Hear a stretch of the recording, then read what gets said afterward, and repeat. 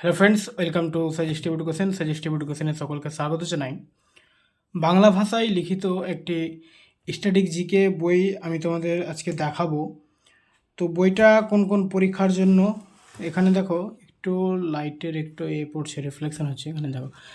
তো প্রিলিমিনারি, এখানে দেখো WBCS preliminary, means, railway, NTPC, RPF, group D, LP, clerkship, miscellaneous, food SI, supervisor, anganwadi, তারপরে teacher helper ইত্যাদি পরীক্ষার জন্য, সিজিএল, সিএইচএসএল, এমটিএস, সিপিও ইত্যাদি। এখানে এটা বইটার দেখতে পাচ্ছ মণ্ডল প্রকাশনী, আর এডিটর হচ্ছে কার্তিক চন্দ্র মণ্ডল। তো আমি তোমাদের বইটা দেখাচ্ছি, কতটা ভালো কতটা মানে কেমন তোরা অবশ্যই এখানে বুঝে নেবে।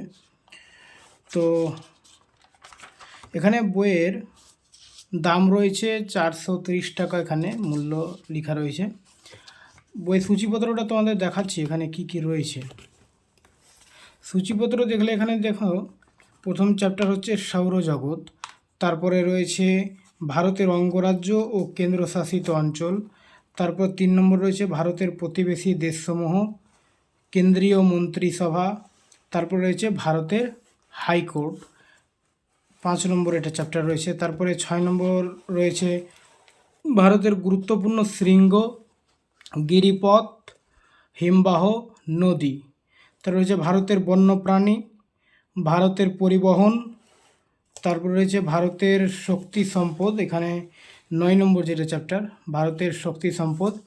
তারপর এখানে 10 নম্বর চ্যাপ্টার থাকছে ভারতের জনগণনা, তারপরে ভারতের জনজাতি, তারপরে ভারতের বিশ্বের ঐতিহ্যমণ্ডিত স্থানসমূহ, ভারতের গবেষণাগার, ভারতের বিভিন্ন রাজ্যের জিআই ট্যাগপ্রাপ্ত দ্রব্যসমূহ, ভারতের প্রতিরক্ষা প্রযুক্তিবিদ্যা ইত্যাদি এই টপিকগুলো এখানে রয়েছে। তারপর পরবর্তী টপিকগুলো তোমাদের দেখাচ্ছি। এখানে দেখো 16 নম্বর টপিক রয়েছে। 16 নম্বর টপিকে রয়েছে ভারতের মহাকাশ গবেষণা। 17 নম্বর রয়েছে ভারতীয় ব্যাংকিং ব্যবস্থা। 18 নম্বর রয়েছে বিভিন্ন সরকারি প্রকল্পসমূহ। তারপরে 19 নম্বরে রয়েছে দেখো উল্লেখযোগ্য দিবস। 20 নম্বরে পৃথিবীর বিভিন্ন দেশ, রাজধানী ও মুদ্রা। 21 নম্বর ভারতের দীর্ঘতম, বৃহত্তম, উচ্চতম এবং ক্ষুদ্রতম। আর 22 নম্বর পশ্চিমবঙ্গের দীর্ঘতম, বৃহত্তম ও উচ্চতম। তারপর হচ্ছে পৃথিবীর বৃহত্তম, দীর্ঘতম ও ক্ষুদ্রতম। মানে পশ্চিমবঙ্গের পরীক্ষা এবং সেন্ট্রাল পরীক্ষার জন্য দুটোর জন্যই খুব ভালো একটা বই এটা কিন্তু। কারণ যেগুলো আমরা ইংলিশ ভার্সন বা হিন্দি ভার্সন স্ট্র্যাটেজিকে বই দেখছি, সেগুলোতে কিন্তু পশ্চিমবঙ্গ রিলেটেড ডাটা খুব কম থাকছে।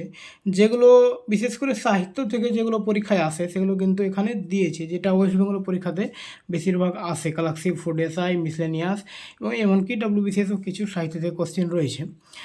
খুব তাহলে এখানে দেখো 24 নম্বর থাকছে প্রথম বিখ্যাত পুরুষ, প্রথম বিখ্যাত মহিলা, বিভিন্ন দেশের গোয়েন্দা সংস্থা, তারপরে গুরুত্বপূর্ণ নদী তীরবর্তী শহর, কলা ও সংস্কৃতি। তারপরে সাহিত্য থেকে দেখো এখানে আত্মজীবনী, বাংলা সাহিত্যের কয়েকটি চরিত্র স্রষ্টা, কমিক্স চরিত্র তাদের স্রষ্টা, বাংলা সাহিত্যের উল্লেখযোগ্য চরিত্র, বিভিন্ন পত্রিকা প্রতিষ্ঠাকাল। তো এই যে এখানে বাংলা সাহিত্যের চরিত্র, কমিক্স চরিত্র, এগুলো কিন্তু সব বইয়ে থাকছে না, মানে যেগুলো ইংলিশ ভার্সন বই। তো এগুলো আমাদের ওয়েস্ট বেঙ্গলের পরীক্ষার জন্য খুব একটা ভালো আর কি। তারপরে এখানে দেখো গ্রন্থ এবং লেখক, তারপরে খেলাধুলার সম্বন্ধে রয়েছে এবং পুরস্কার রয়েছে। তারপরে এখানে দেখো আন্তর্জাতিক সংগঠন, তারপর বিবিধ এবং অ্যাব্রিভিয়েশন অর্থাৎ পুরো নাম রয়েছে। তারপরে সৌরজগৎ দিয়ে বইটা শুরু হয়েছে এবং ওই বইয়ের পাশেই মানে কোন কোন পরীক্ষায় কোন কোশ্চিনগুলো এসছে এখানে উল্লেখ করা রয়েছে প্রত্যেকটা ডেটার পাশে।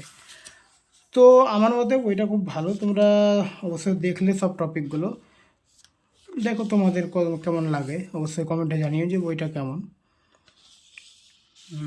বইটা তো আমার জন্য খুব ভালো লাগছে। আচ্ছা, খুব সুন্দর করে করা আছে আর কি। প্রত্যেকটা টপিকের পরে একটা করে মেমোরি লেন দেওয়া রয়েছে।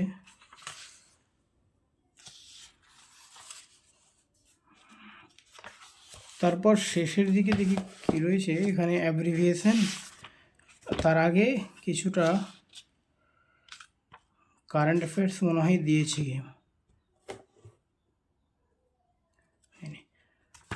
ওকে, তাহলে এই পর্যন্তই। বইটা কেমন লাগলো অবশ্যই কমেন্টে জানিও।